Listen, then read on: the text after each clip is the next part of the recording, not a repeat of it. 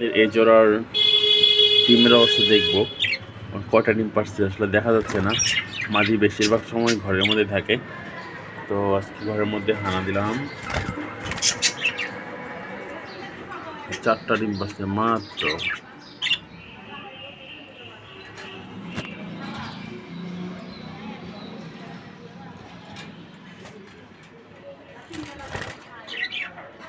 পাঁচটা ডিম।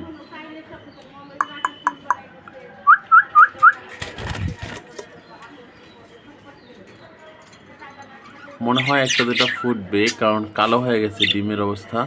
দেখা যাক।